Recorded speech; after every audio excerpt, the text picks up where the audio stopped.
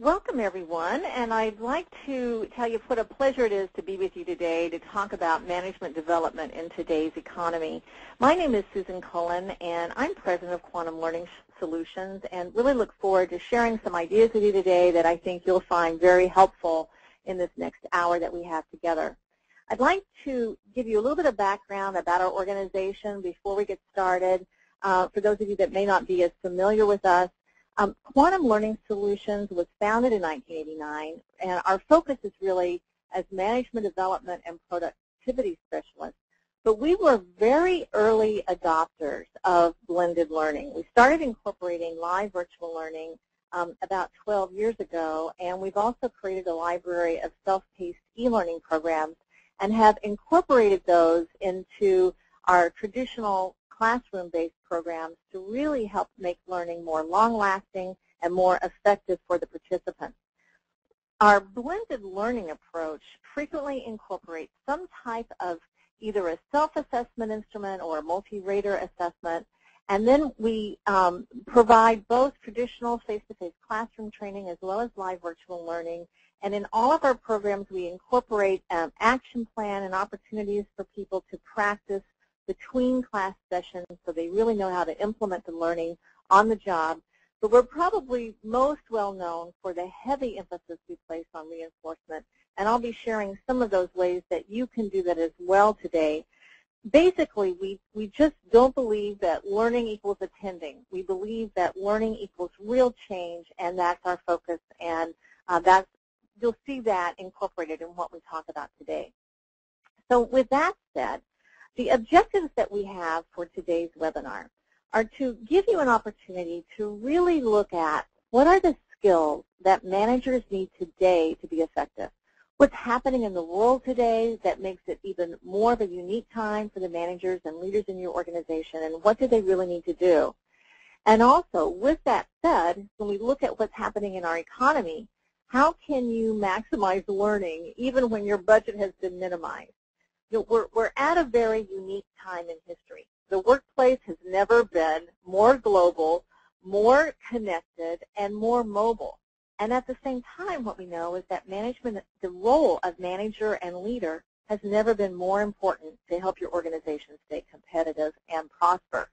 So our goal today is to address the current challenges that you face and provide some solutions that you can use now.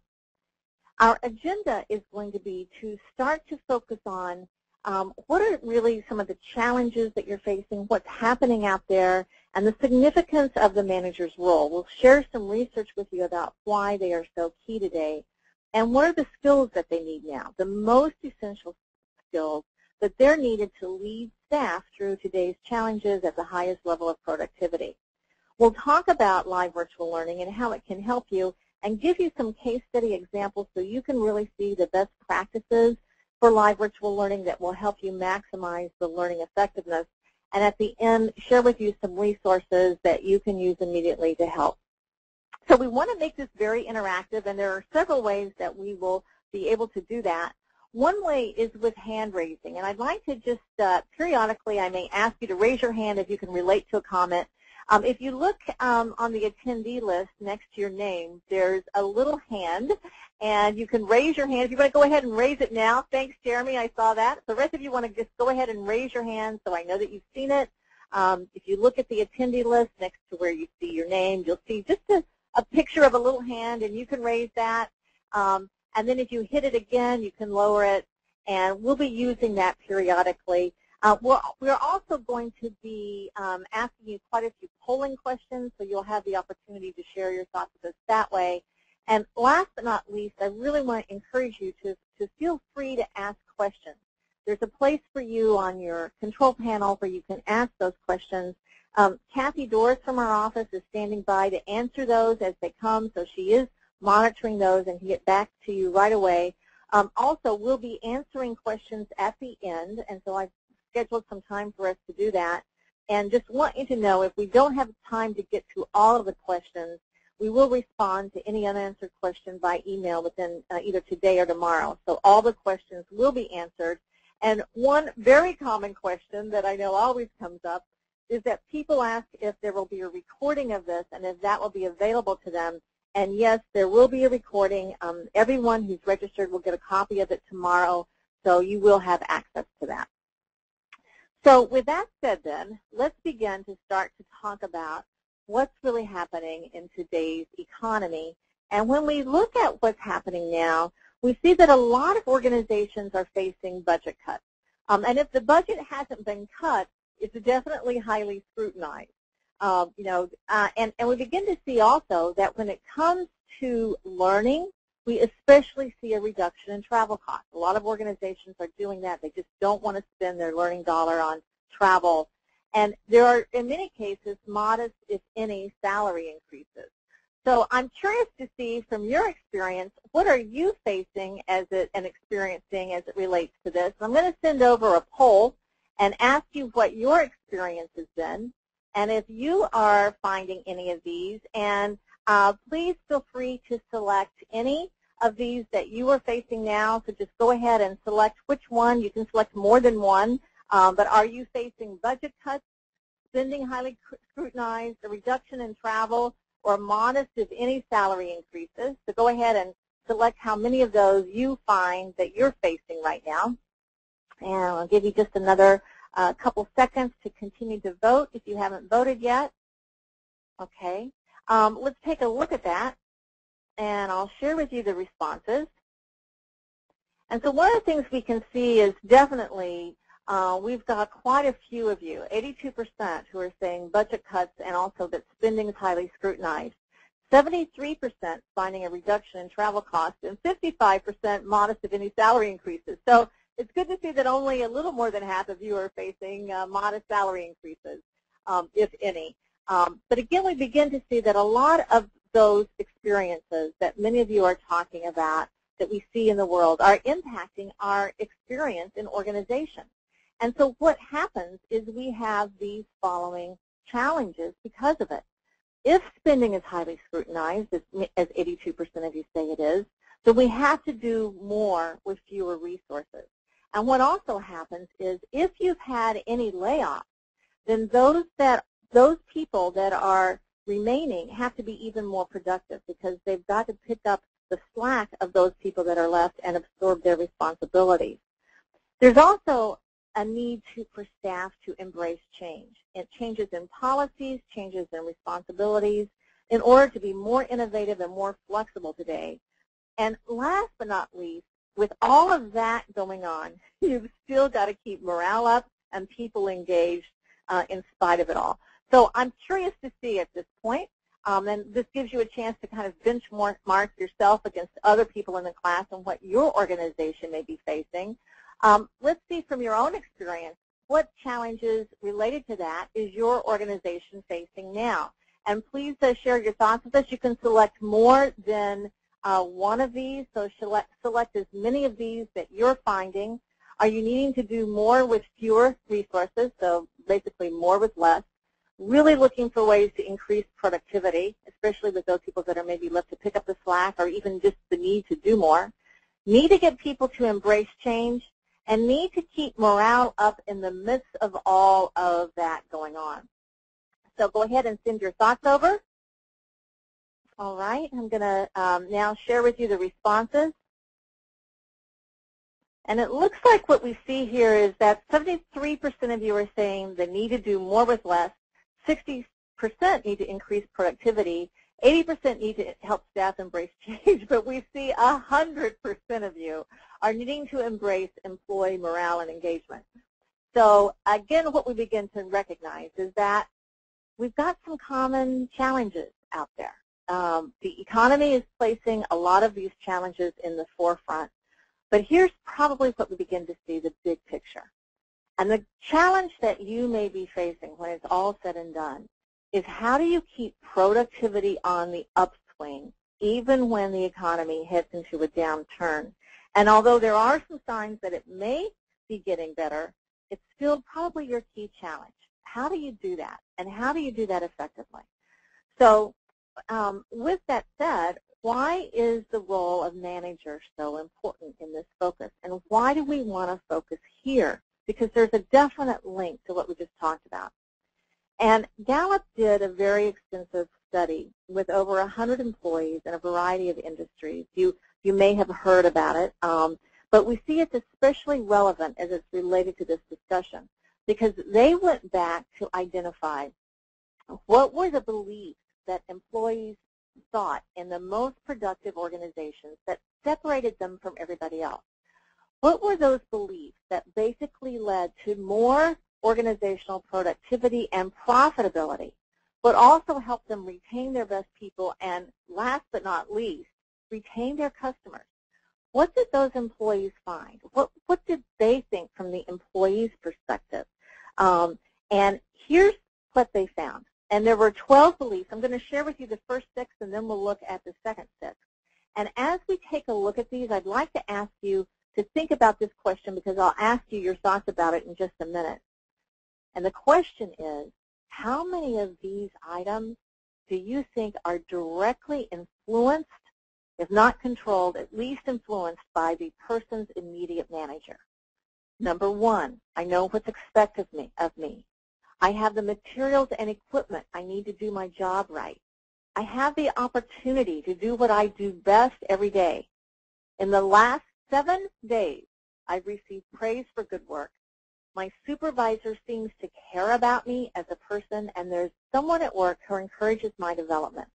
So just ask yourself as you look at these, how many of these do you think are influenced by the direct manager? If not controlled, definitely influenced. Let's look at the next 6 now. In the last 6 months, someone has talked to me about my progress. At work, my opinions seem to count. The purpose of my company makes me feel my job is important. My associates are committed to doing quality work. I have a best friend at work, and this last year I've had opportunities to learn and grow. So what we'd like to ask you here then is to share your thoughts with us about this next one, and how many of these do you think were influenced by the manager? So I just sent over another polling question. Please select one of these answers. Do you think it was all of them were directly influenced, if not controlled, most of them, some of them, or none of them? And if everybody would make one selection, we'll take a look and see what you thought. And basically, you know, this is what you said. That it looks like 69% of you are saying most of them and 31% saying all of them. You know, sometimes people aren't real sure about the question, I have a best friend at work, or maybe some of the other things. But definitely what we see is most, if not all of these, are influenced by the manager. If they're not directly controlled, the manager plays a key role. So in summary, after that was done, and these are the things that brought the most productivity and profitability to companies, Gallup said this, that what becomes clear from this investigation is that while we tend to celebrate great companies, in reality there are only great managers. And it's on the front line that the hard work of building a stronger workplace gets done. So in other words, it's the one-on-one relationship. In other words, here's what Gallup is saying from this particular statement. And it's the one-on-one relationship that the manager or supervisor has with each employee. And this one-on-one relationship impacts how they feel about the job, how engaged they are, how willing they are to go the extra mile, be creative, find new solutions. And a lot of times we see that managers just underestimate how important their role is. But it's fundamentally critical. It's that one-on-one relationship they have with each manager and supervisor that helps companies be more profitable and more productive. Well, recognizing how important that role is and that people do that effectively, what companies are also finding now is that there's a gap, there's just a gap in the leadership pipeline. That as the boomers start to retire and we have more people coming into the workplace, we don't seem to have enough future managers ready to step up to the plate. There are just not enough of them ready. In fact, what's interesting is that Burson and Associates did a pretty extensive study, and they found that the single largest talent problem cited from their research is the current and impending gap in the leadership pipeline. In fact, when we look at Burson's most current study, and they look at the talent shortages by job role, they see that by far line managers, the line managers that are ready to step up to the plate and be prepared to take over, really there's a shortage of those people, and they need to be trained and developed and coached and cultivated to be able to be ready in the future. So what do they need to be ready to do? What are the skills that you really need? And in this economy, in this day and age, we have identified 4 real skills that we think are important for managers to be able to do now. And the first one is the ability to inspire and engage staff. And, what's interesting is I remember a moment ago when we asked you, how many of you are facing the challenge to engage staff? And, we don't have 100% of responses on most polling items. You said, 100% of you said, we are challenged right now to engage our staff. And if we look at the manager's role as the key ingredient in all of it, it's critical that they really know how to do that they know how to inspire them, they know how to help them contribute their best each day. That's just really essential. A next second skill that's really important is they know how to coach them to be able to really be more productive when they need some development, when they need some help. And most managers either don't know how to do this well, or they just don't do it at all. They don't want to cause problems, they'd rather just not address it, and they just hope it's going to get better, and as a result, nothing does. So they really need development and training to know how to do that. Another thing that we see is really important now, is because of the day and age that they're in, is that we're all in, is the need to focus on the key priorities. We have so much coming at us all the time, and we are constantly connected by BlackBerries and iPhones and cell phones and email, that there's so much coming at us, it's very easy to lose track of what are the most important things. And one of the key elements for most managers is developing their people. And they can definitely get lost in all of the everyday busyness and emails that gets pushed aside. And last but not least is the need to become effective change agents. Changes are only constant. And the ability for your organization to adapt to change, to be innovative, to be responsive is what will help you really survive and thrive in this economy. And those organizations that don't do that can be left behind.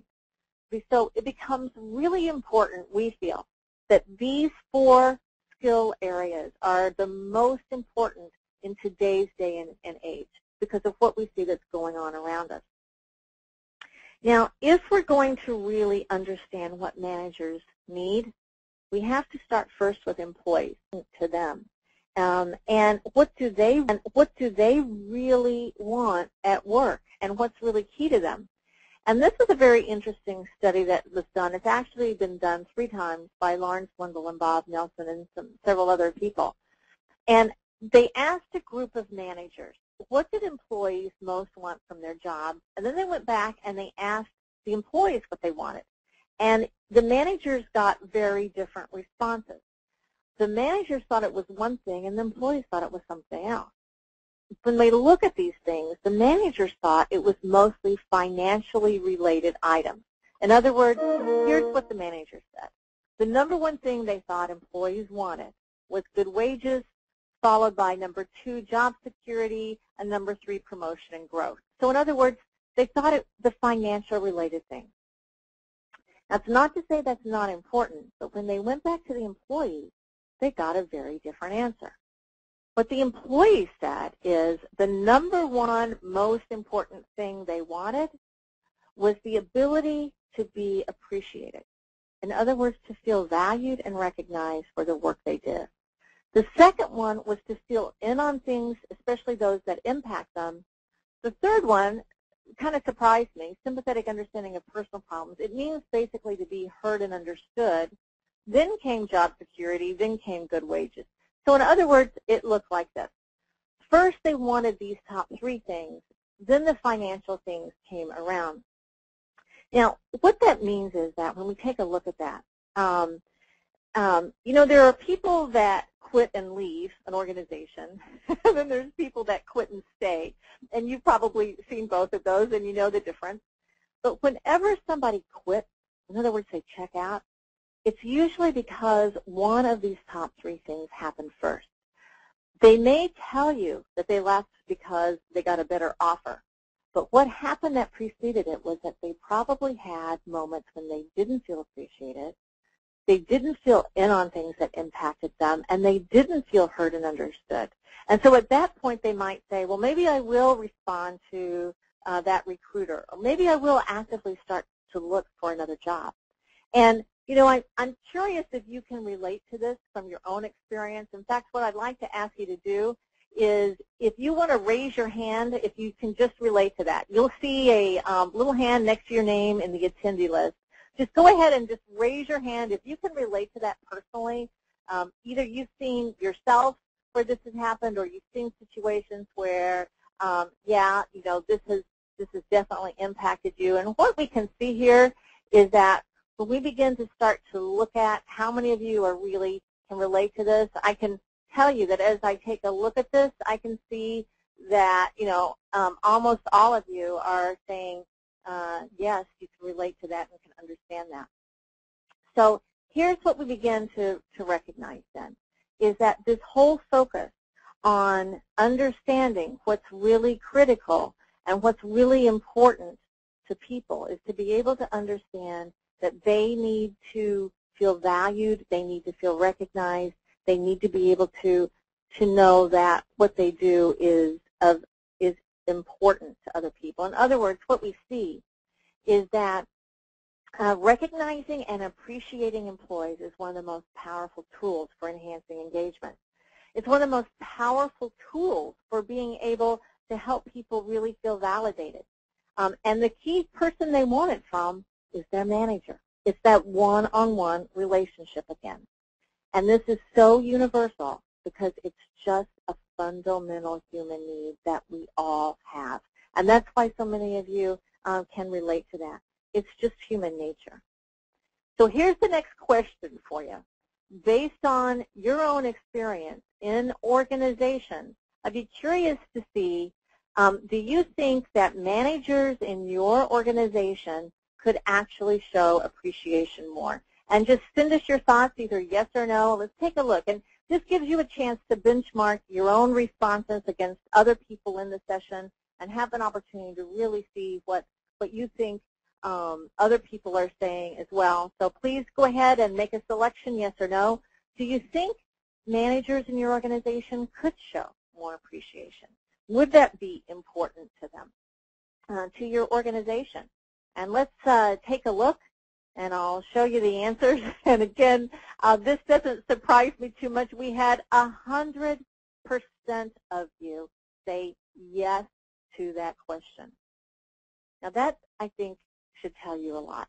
If 100% of you say yes to that, then that means, the good news is, knowing that the manager's role is so critical, is that doesn't cost anything. In today's day and age, if you are looking for ways to help engage your staff and the managers do more of just this one thing, it can make a huge difference. All those top three things they wanted, feeling valued, feeling in on things, and feeling heard, you know, don't cost a thing. I don't know about you, but I'm sure a lot of organizations feel that they wish they had a bigger pool for salary increases. If you don't, those key things can go a long way. In fact, I'm curious about this as well. I'm going to ask you to raise your hand again on this one. If you go back to the attendee list again, here's another interesting question. Do you wish your own manager gave you more appreciation? Raise your hand if you do. Let's take a look. I'd be interested to see what you say. Do you wish your own manager gave you more appreciation and more recognition, and the people around you were key and did the same thing? And, you know, we see, you know, quite a few of you, most of you, raising your hands on that one as well. So one of the things we recognize is that a lot can come just from this. Well, let's go to the next topic now. And, if the first skill that managers need is the ability to engage their staff, the second one they need is the ability to coach and develop their people, especially if there's a performance challenge and there's something that they need to begin to start to do. So one of the things that we begin to recognize is this is probably one of the biggest challenges most managers face. They don't want it to be conflictual. They don't want to cause problems. They don't want it to not be handled well. And so they either don't do it at all or they don't do it well. And what happens is it lowers morale for everyone around because those people that are also impacted, other team members that are impacted by poor performance suffer. So it becomes really a key skill, a really important skill that managers need. And to help managers be able to do that, we've seen that there are several communication skills they need to be really adept at.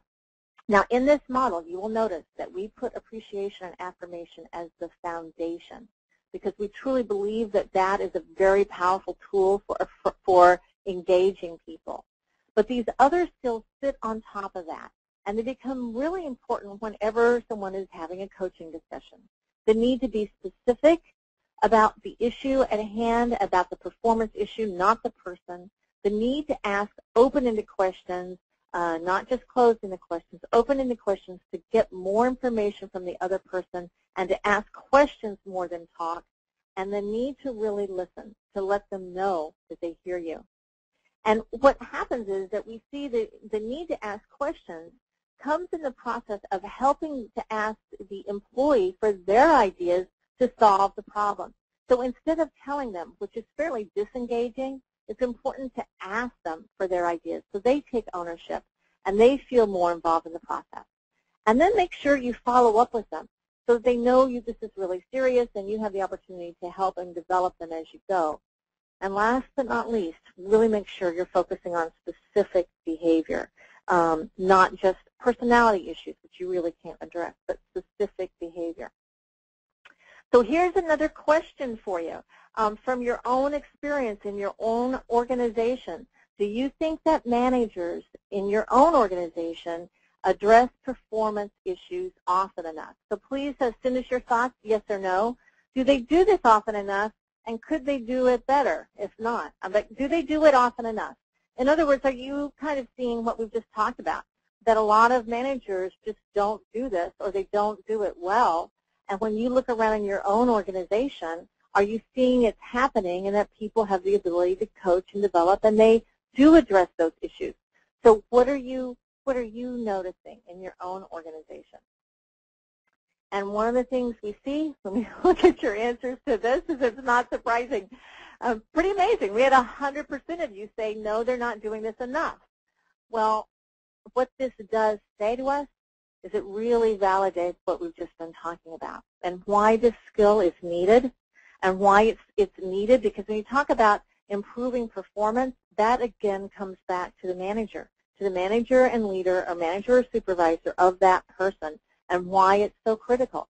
So again, it seems as if you're saying as well that this is really an important skill. So we've talked about the first two skills. The third skill that managers need is to focus on key priorities. And let's look at why this is such a challenge.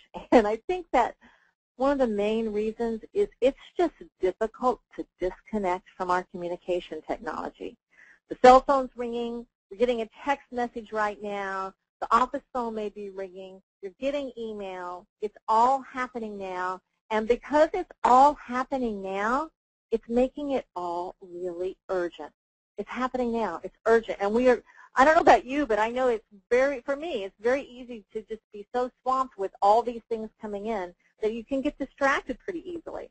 Now, I think this is unique to our time because of this technology that we have, and it's never been more important or more challenging to focus on your key priorities.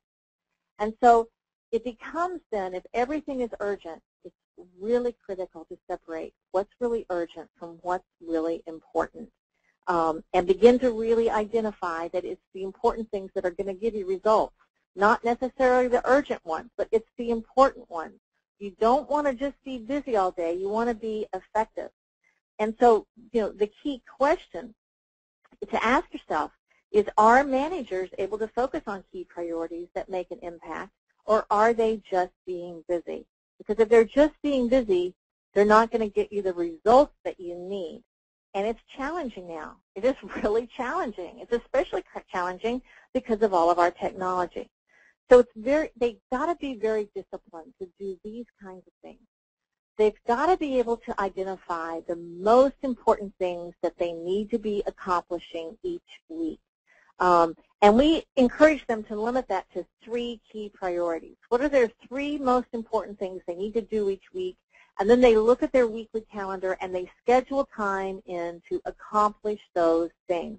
So by the end of the week, no matter how many crises, unexpected challenges, unexpected requests came through, they got their 3 most important things done. Now, if they make their list longer than 3, they're not prioritizing anymore. So it becomes really, really important. And I know that a lot of people will do a to-do list daily, but it's really important to prioritize that to-do list according to how important it is.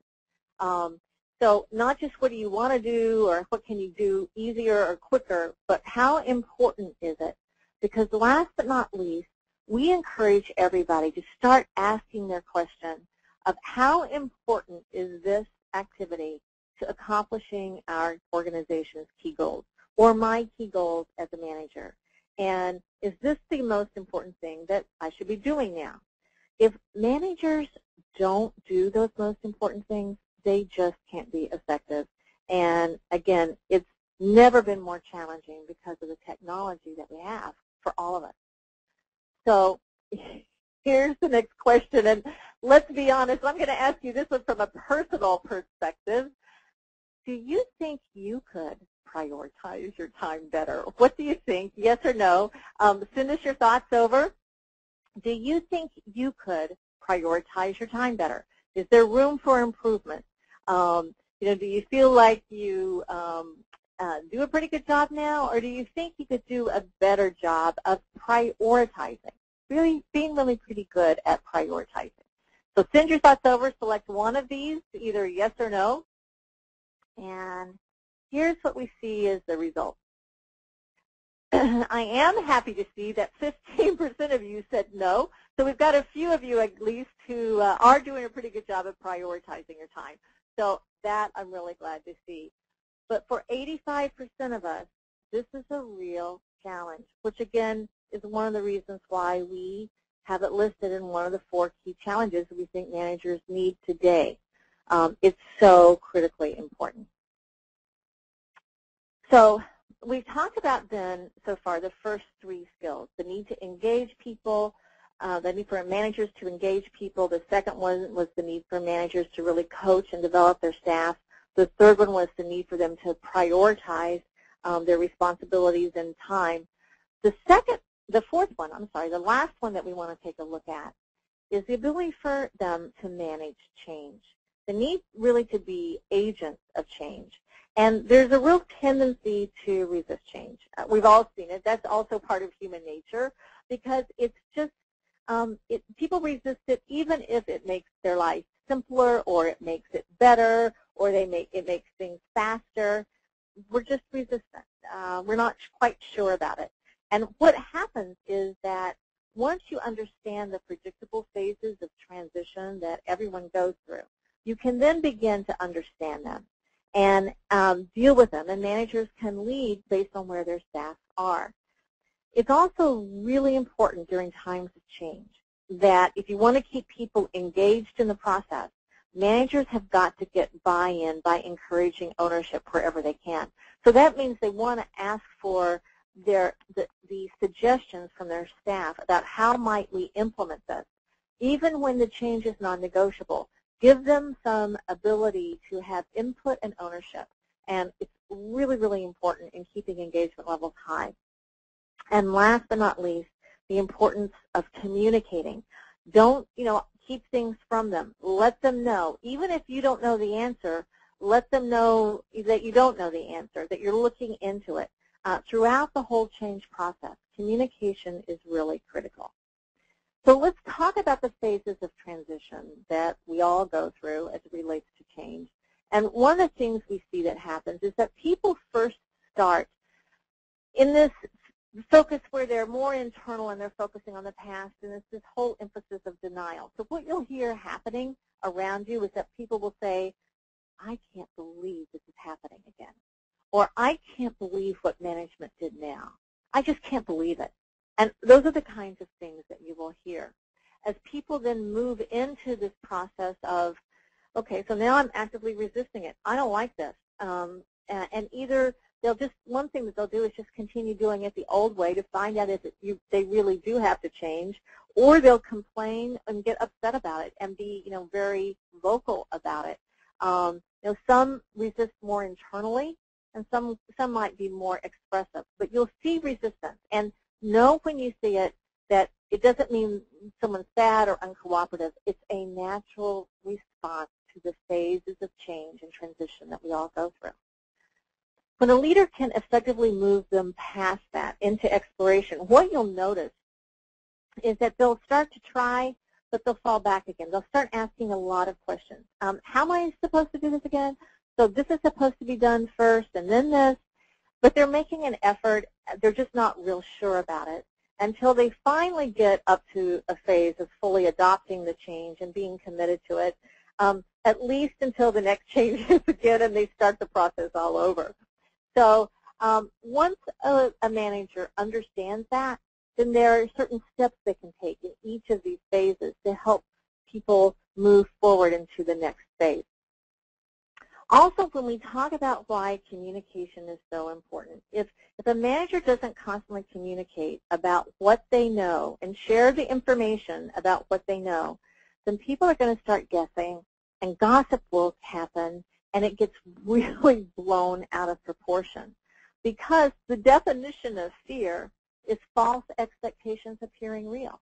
And that's what happens if they don't have the communication they need to understand really, what's going on, and their manager isn't being open and sharing with them. So basically, as we've talked about, the 4 skills that managers need now, again, the need to engage, the need to coach, the need to prioritize, and the need to manage and lead change. In other words, it brings us all to basically this fundamental challenge that you may be facing now. It's probably, how do we help our managers develop the skills they need to lead us through these uncertain times, and how can we do this in the most productive way and also the most cost-effective way? Because we've got to do both at the same time. We've got to make it better, and we've got to do it even more cost-effectively. And so with that thought, here's where the benefit of live virtual learning comes in. Now, I want to share some thoughts with you about that. Live virtual learning is really on the rise. A lot of organizations are focusing on it because they've restricted travel, right, as many of you said that you've experienced. And we are seeing, as a result of that, a really high increase in e-learning and virtual delivery. Now, I want to share this research study with you. Now, this is from the Learning Executives Confidence Index that the American Society of Training and Development publishes each quarter. This is the most recent quarterly statistics we have. Now, notice up here at the top, the dark blue means a substantial increase, and the green is a moderate increase. When we look at the use of e-learning, we see about 75% are saying there's a moderate increase or substantial increase. So 75% are saying there is a big increase of e-learning. And by e-learning, we're talking about live virtual learning and self-paced e-learning. Now also then look at this. Red is a moderate decrease or substantial decrease. Huge decrease in travel for training purposes. So it just makes sense now. And this is why this is growing so much, and so many people are starting to take a look at it. And if you haven't begun to start to look at live virtual learning or e-learning, this can help you benchmark where your organization is against, learning executives and, a lot of organizations according to this research. Now, I'm also going to give you a chance to benchmark yourself against other participants in the class. So let's just see what your organization is facing now. And if you could send your thoughts over, are you finding, is your organization restricting travel for training purposes? Are you having an increase in e-learning and also an increase in live virtual learning? So send us your thoughts over on these and let us know what you see. Are you seeing an increase in self-paced e-learning, live virtual learning, or training purposes? And let's see what you're finding. And this gives you a chance to really recognize this for other people as well. And I think we might not have set this for you to choose more than one. If you're not able to choose more than one on this question, just select the one that you think you're seeing the biggest impact on right now. Okay, so let's take a look, and I'll show you the results. And one of the things that we're seeing is, definitely 46% increase in self-paced e-learning. 31% of you are restricting travel for training, and 23% are seeing an increase in live virtual learning. Now, the good news is for the other 75% of you, or 77% of you, that are not seeing an increase in live virtual learning, you have a real opportunity now that you may not have considered, and this could really help you. Here's why live virtual learning is so incredibly important. One of the things that we see that happens is that when you develop it well, you can actually make it even better than face-to-face learning in terms of the quality of learning that your participants experience and leave with. Also, you can definitely make it stick because it's easy to reinforce, and you can build in a lot of virtual reinforcement tools. And last but not least, in this economy, it enables you to actually do these two things simultaneously. Do it in less time, more productively, and cost effectively. So there's a lot of benefits to live virtual learning. Well, here's how it can be helpful. When you design it as a process, in other words, you take what would be a one-day class, and you break it down into 90-minute segments, and you have a series of 3 to 4 of those segments.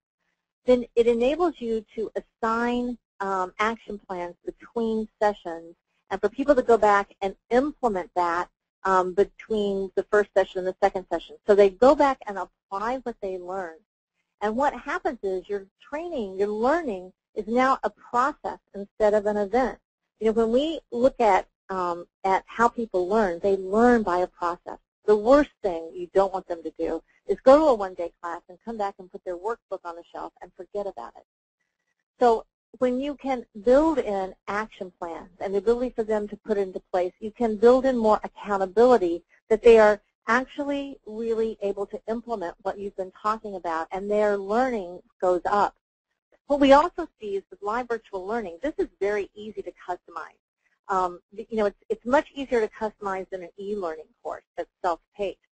So, you can really target the specific issues that your organization is facing. You can put quotes from your senior leadership team in there, all without having any travel. And another thing is it's minimizing a whole chunk of time. I don't know about you, but we hear a lot of clients who say, I just can't take a day out of work. But taking 90 minutes makes it a lot easier for them. So it fits their needs as well. Now what we suggest, again, is that you break it into a few very targeted things. So what happens is people in that 90-minute class want their learning to be very targeted. They don't want to have a lot of fluff. They want it to be really focused on what they need, and they want to be able to come in and leave with ideas they can implement right away that are really going to make a difference and help them. We usually do it no longer than 90 minutes. Some sessions are 60, but you always, always, always want to have action plans and assignments between every session because that's what helps them really learn. And then you want to be able to focus on reinforcement. We put a lot of emphasis on this. I know that we are really leaders in this area with our clients. Not only do you want them to have an action plan that they're going to come back and share at the next class, but you want them to take that action plan back to their manager, their own respective manager, so that that manager can begin to support their learning in the process. And we, inform the managers about that before they come into the session so they know all about it, and then provide ample post-course follow-up reinforcement sessions. Now, if you are just doing face-to-face learning now and you haven't entered into the world of live virtual learning, I would really encourage you to begin to start by having live virtual reinforcement sessions after any of your classroom-based classes. We do them as 60-minute follow-up sessions, and during that time, people come back and they talk about their action plan. They talk about what they did, and we review their key concepts. And when you do this, it will really give you a bigger return on your learning dollar, because people are then going back and implementing it at a much higher rate. We also frequently have reinforcement tips newsletters that are tied to the content of that class, that are very unique to that program, that help keep the information fresh for them and add additional articles and additional reading. So here's the next question for you as we begin to start to think about it a little bit more. And from your own perspective of reinforcement, do you think your organization needs to provide more reinforcement for your learning programs? And please just let us know, yes or no. What do you think, and what do you find as it relates to this one? Do they need to put more emphasis on reinforcement? Are there ways that they could help learners keep that material fresh and help learners keep that material current and enable them in the process to be even more accountable? And let's take a look at what you said. And once again, it looks like we've got 100% of you who are saying, yes, we could reinforce more. So if that was you, which it looks like it probably was for everyone, I really encourage you to consider live virtual learning for reinforcement. If you do nothing else, that one tip can make a huge difference on even just the traditional face-to-face classroom sessions that you've got. So let's talk about how this would look. Let me give you some examples from what we've done, and we'll also talk about best practices for live virtual learning so you can really begin to see how it all comes together. Now, this is an example of a single session class. It's kind of funny because one of the topics that we see a greatest demand for in a live virtual class is time management. It's kind of funny, because people say, I don't have time to take a day for time management, but a day out of my day, but I really need this topic. So the structure, though, is one that we use in a lot of cases. It begins with a self-assessment profile, and again, we use a lot of profiles in what we do. People take this as pre-work, and in that assessment, they learn a lot about their own strengths and development needs, as you can see in these 12 different areas. So they get a report back, and they have a chance to read that before they come to class. Then we have a 90-minute live virtual class, and we talk about tips and techniques for how they can best prioritize their time, manage their time, and what are some real tangible nuts and bolts activities that are really going to make a difference. Then they create their action plan, and everybody, types in the text chat box what their plan is and what category of these 12 categories they're working on, and we know what that is so that they go back and then implement it. Now, 3 to 4 weeks later, we have our 60-minute reinforcement session. We talk about some of the key points, and we also give everyone an opportunity to really update us on how their action plan works.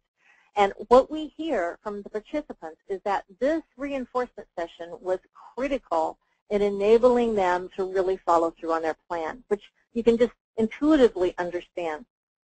So if you need to reinforce more, focus here, and it can make a huge difference. We do it with all of our classes. Now, also, this is a way that we have now put together those 4 skills that I talked about before that managers need into a live virtual management development training program. And it is designed, all these classes are virtual. Several of them have a self-assessment profile, like what you just saw, but it addresses those 4 basic skills.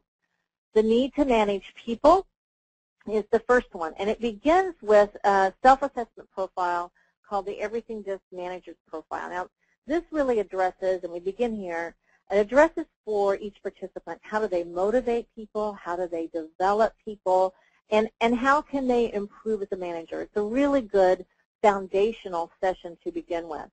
And then we begin to help them understand how do you manage performance, what are the communication skills they need, as we saw earlier. But we also have a 7-step process that shows them how do you really go through coaching and developing your staff. How would you do that? And then we move into the managing priorities, which has a time mastery profile. Again, it's pre-work. So this is just like the session I just showed you. We've just inserted as a longer process. And then managing change, which also has a leading change profile and talks about how to gain support for change initiatives. Now, the way that we reinforce these sessions is that everybody creates an action plan at the end of each session, and then they come back at the beginning of the next session, and we reinforce the previous session at the beginning of the next session, and we talk about that before we move into the content. So we build that into every class. But at the end of the last one, we schedule one reinforcement session 1 month later to review everything and how people are doing on their action plans. And we also go back 6 months after the program. In addition to that, we send reinforcement newsletters every 2 months for 1 year. So this program is a year-long process. It is not an event. And this is how we really begin to see that people make changes. They're held accountable, they begin to work through it, and there's lots of reinforcement tools available. Now, if this program that we just talked about is of interest to you, we are going to offer it as a public workshop. We frequently don't. Many times it's designed for in-house organizations, but we are offering it as a public workshop. You can take each of these sessions individually or as a series. The series is the most effective because there's the reinforcement element from the action plans at the beginning of each session. But a single course is also an option. And we make it very affordable so that you can even send individuals if you don't have an entire group. Now, if you'd like to bring it into your organization, then it can be even more cost effective, and we can customize it to your organization's needs. And we can also offer train the trainer program. So if you want your own facilitators to become certified in how to do this, we can offer that as well.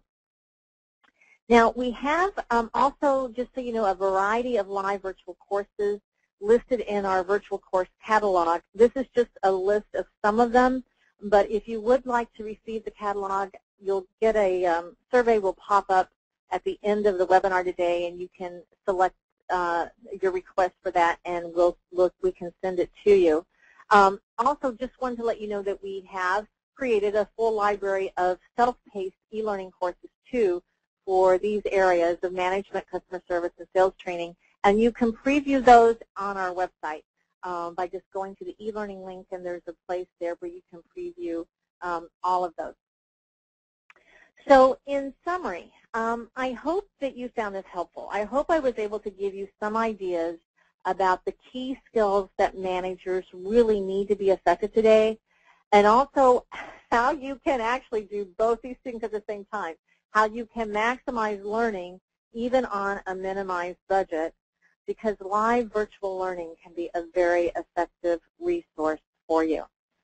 And just remember that, you know, the single most important determinant of individual performance is a person's relationship with his or her immediate manager. So the manager's role in your organization is fundamentally critical.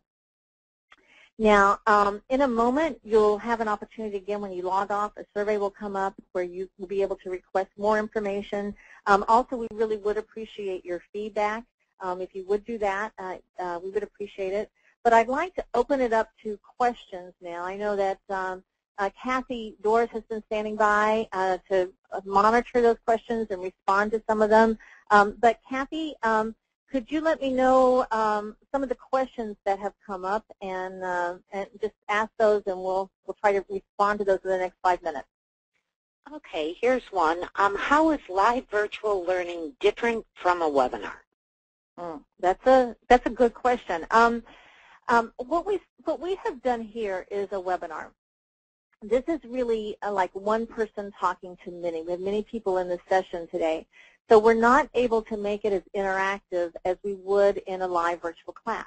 In a live virtual class, everybody sees the chat box, and we use the chat box very, very liberally. So what would happen is I would ask the class a question, and everybody would respond in the chat box. So if we were in a face-to-face class, only one person could respond at a time. In the live virtual class, if you ask a question, everybody can respond at a time.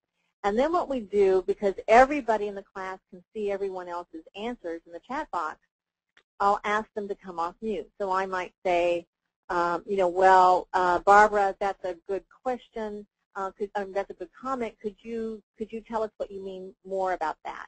Or Shelley, that was very interesting. Could you explain that further? And people are talking to each other. You can hear it. It's very, very interactive. I will tell you, the common comment that we hear most frequently is that people will say they were really amazed at how interactive our live virtual classes are. We're leaders in it. We've been doing it a long time, so it's really essential to do that. Did you have many more questions, Kathy? Anything else? I have a couple more. Here's one. Okay. We haven't done much virtual training. How do you get people to really participate? Okay. So I guess the concern might be, okay, so some people might want to just sit at their computer and not participate, or they might get distracted. And I think what happens is you have to design your course so that you keep things moving pretty quickly, and you let people know up front that you're expecting everybody to participate. That's one thing that can really help if you set the expectations there. And then you call on people, kind of as I talked about, and let them put their answers in chat, and then call on them so that you make it more interactive. And if you have to design it a little bit differently, but I think if you do that, you can really make it interactive and participative. So I hope that answers that question and that helps. Kathy, I'll send it back to you. What other any ideas about how to get senior management to support this kind of thing? Yeah, good one. One thing that, just know that people are resistant to change sometimes. However, and that will happen with senior managers as well as any of us. However, if you can show them the cost benefit, it will usually make sense. If you can, feel free. Everybody will get a copy of this webinar. There's some research here. You're more than welcome to share it with them.